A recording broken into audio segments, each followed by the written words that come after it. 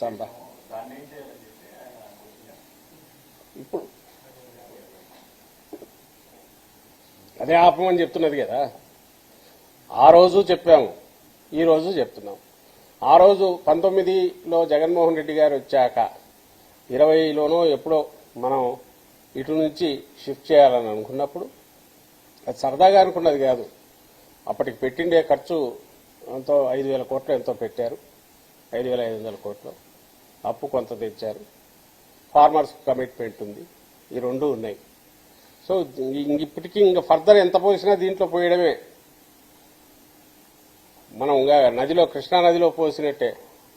కాబట్టి తక్షణం దీన్ని ఆపి ప్రజల ఆస్పిరేషన్స్కు తగినట్టుగా వికేంద్రీకరణ, అధికార వికేంద్రీకరణ ఏదైతే అంతకుముందు మన రాష్ట్రానికి వచ్చిన శివరామకృష్ణ కమిటీ కానీ, అంతకుముందు జనరల్ రాష్ట్ర విభజనకు సంబంధించి శ్రీకృష్ణ కమిటీ చెప్పిన వాటిలో కానీ, వీటన్నిటి స్ఫూర్తి అంటే శివరామకృష్ణ కమిటీలో స్పెసిఫిక్గా చెప్పిన వీటిని దృష్టిలో పెట్టుకుని ఫర్దర్ డీసెంట్రలైజేషన్ చేసేదేదో అన్ని ప్రాంతాలకు, మనకు 3 ప్రాంతాలు డిస్టింక్ట్ ఇవి ఉన్నాయి కాబట్టి వాటికి జస్టిస్ చేసినట్టు ఉండాలి. నెక్స్ట్ మనం చేయబోయేది డైరెక్ట్ ప్లగ్ అండ్ ప్లే లాగా ఉండాలనేది జగన్మోహన్ రెడ్డి గారు ఆ రోజు చేశారు. సో ఆ రోజు ఇదే రీజన్ ఇంప్రాక్టికల్ అని ఆయన చెప్పింది ఇదే.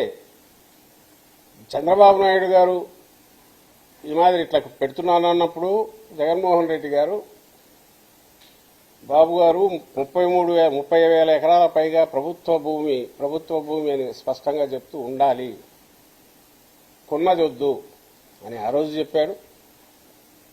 తర్వాత ఆయన అధికారం 5 ఏళ్లు చంద్రబాబు నాయుడు గారికి ఇచ్చారు కాబట్టి సహజంగానే ఆయనకు ఛాయిస్ ఉంటుంది, ఎవరు అధికారంలో ఉంటే వాళ్ళు ఛాయిస్ కాబట్టి దానికి పూర్తి మనస్ఫూర్తిగానే మద్దతు ఇచ్చారు. బట్ ఎప్పుడైతే అది ఆచరణాత్మకం కాదు, పైగా ఈయన దృష్టిలో, చంద్రబాబు దృష్టిలో అది ఒక తరగని గనిలాగా తన అవినీతికి పనికొచ్చే రకంగా ఏర్పాటు చేసుకుంటున్నాడు. ఆయనకు ఒక క్యాపిటల్ కట్టాలనే ఉద్దేశం లేదు. ఆ క్యాపిటల్ ఎంత ఎక్కువ ఖర్చుతోనైనా మొదలుపెట్టి ఎంత దీర్ఘకాలం నడిస్తే అంత ఆదాయం ఎక్కువ వస్తుందని దీంతోనే చూస్తున్నాడు తప్ప, ఒక కామదేవుని లాగానో ఒక అక్షయ పాత్ర లాగా చూస్తున్నాడు తప్ప రాష్ట్రానికి ఒక మంచి క్యాపిటల్ అండ్ ఒక గ్రోత్ ఇంజిన్ లాగా పనిచేసే క్యాపిటల్ లాగా ఆయన ఆలోచనలు లేదనుకున్నారు. గుర్తించాకని ఈ మార్పు అనేది ఆ రోజు అనుకున్నారు. ఇప్పుడు అది ఫర్దర్ ఇంకా డీప్ పోతుంది. ఆయన లెక్కల ప్రకారమే 2 లక్షల కోట్లు ఇదే అవుతుంది అనుకున్నప్పుడు అది ఇప్పుడు 45,000 కోట్లు ఎంతతో ఆపితే అది బెటర్ కదా. 45,000 crores ఎంతో వాటెవర్ ఇప్పుడు పెడుతున్న దాన్ని అక్కడితో ఆపేస్తే ఆ మేరకన్నా సేవ్ అవుతుంది. నువ్వు పెట్టే ప్రతి రూపాయి వృధా అయినప్పుడు ఏ రూపాయి దగ్గర ఎక్కడో ఒక చోట మనం ఆపించడం అది ప్రజలందరి బాధ్యత. ప్రధాన ప్రతిపక్షంగా మా వైఎస్ఆర్ కాంగ్రెస్ పార్టీ బాధ్యత కాబట్టి కనీసం ఇంకన్నా స్టాప్ చేయి అని చెప్తున్నాం. ఈ రోజుకి అదే చెప్తాం, రేపు అదే చెప్తాం.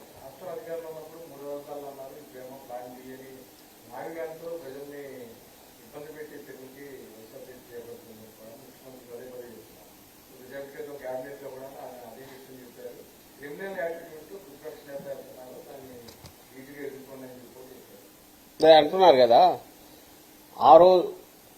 ఆ రోజుకు సంబంధించినంత వరకు ఎందుకన్నామని నేను ఇంతకుముందు చెప్పాను. ఈ రోజైనా ఆ రోజైనా రేపైనా రాష్ట్ర వనరులను ఎంత వీలైతే అంత ప్రొటెక్ట్ చేసుకోవడం, రాష్ట్రానికి వచ్చే ఆదాయాన్ని జ్యుడిషియస్ రియల్ ఏదైతే అవసరమో డెవలప్మెంట్కు, వెల్ఫేర్కు, దానికి పిల్ఫరేజ్ లేకుండా ఇచ్చేయడం, రాష్ట్రం సర్వతోముఖంగా అభివృద్ధి చెందేట్టు చూడడం, ఓ బ్రహ్మాండమైన గర్వంగా చెప్పుకోగలిగిన ఒక క్యాపిటల్ను కూడా అందులో భాగంగా కలిగి ఉండడం, దాంట్లో తప్పు లేదు. అదే కావాల్సింది కూడా. జగన్మోహన్ రెడ్డి గారు చెప్తున్నది ఆ సొల్యూషన్. ఆ రోజు చెప్పిన దానికి రీజన్ నేను ఇంతకుముందు చెప్పాను. ఆ రోజైనా ఈ రోజైనా రేపైనా చంద్రబాబు నాయుడు గారు పెట్టే ఖర్చుతో ఆయన ఎక్కడి నుంచి ఆ అప్పులు ఇప్పుడు పుట్టడం కూడా ఇమ్మీడియట్ అసాధ్యం. వచ్చినవన్నీ డైవర్ట్ చేసుకుంటూ ఆయన పోయినా ఆ 2 లక్షల కోట్లో 3 లక్షల కోట్లో అది తీసుకొచ్చి పెట్టినా అది నెక్స్ట్ 10 ఏళ్ళు 20 ఏళ్ళు పూర్తి కావడం అసాధ్యం. అంతవరకు రాజధాని ఉండదు. సో ఏతావాత తేలేదంటే చంద్రబాబు నాయుడు ఆలోచనల ప్రకారం పోతే రాష్ట్రానికి రాజధాని అనేది ఉండదు. కానీ రాష్ట్రం అప్పుల ఊబిలో మరింత లోతుగా కూరుకుపోవడానికి అది దోహదపడుతుంది. చంద్రబాబు నాయుడు గారు కానీ ఆయన కోటరీ కానీ వ్యక్తిగతంగా కుబేరులు కావడానికి తోడ్పడచ్చు. That's different issue. అందువల్లనే జగన్మోహన్ రెడ్డి గారు ఇది వద్దు, అక్కడ వైజాగ్ అన్నది ఆ రోజు అన్నది. వైజాగ్ మళ్ళీ చెప్తున్నాం, వైజాగ్ అనేది ఆ రోజు అన్నారు, ఈ రోజు కూడా అనొచ్చు. ఎందుకు అనట్లేదంటే ఆ రోజు అన్నాము. అన్న తర్వాత చంద్రబాబు నాయుడు గారు తన బినామీలతోనూ వేరే వాళ్ళ ద్వారా కోర్టుకు పోయి టెక్నికల్ గ్రౌండ్స్ మీద వీటి మీద ఆపించినప్పుడు డిలే అయింది. లేకపోతే వెళ్ళిపోయేది. అప్పటికి అక్కడే లేదు, ఇక్కడ జ్యుడిషియల్ ఇది లెజిస్లేటివ్ క్యాపిటల్ ఇక్కడ ఉండేది, కర్నూలు కోర్టు జ్యుడిషియల్ క్యాపిటల్ ఉండేది.